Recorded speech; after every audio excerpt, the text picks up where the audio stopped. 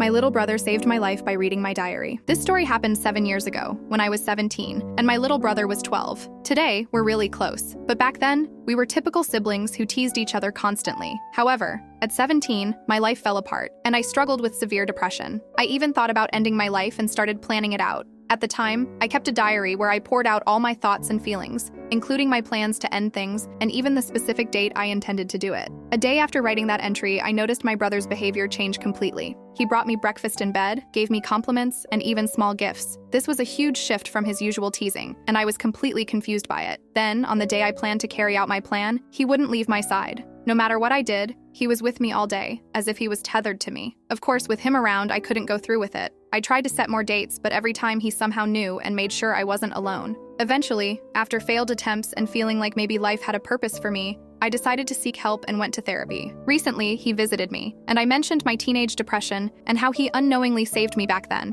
His face turned pale, and he confessed that it wasn't so unknowing. He admitted that back then, he read my diary to find dirt on me, but instead discovered my plans. Terrified at the thought of losing me, he felt responsible, thinking he'd done something to make me feel that way. He then did everything he could to make me feel better, and on that specific day, he made sure I wasn't left alone. He continued reading my diary to check if I set new dates and was ready to keep me company every single time. He didn't tell our parents because he knew I'd stop writing in my diary if I found out, and then he'd have no way of knowing if I planned another attempt. When he told me all this, I broke down in tears. My little brother saved my life and carried that responsibility on his own at just 12 years old. I'm so grateful for him, and I only hope I can be there for him in the same way if he ever needs it.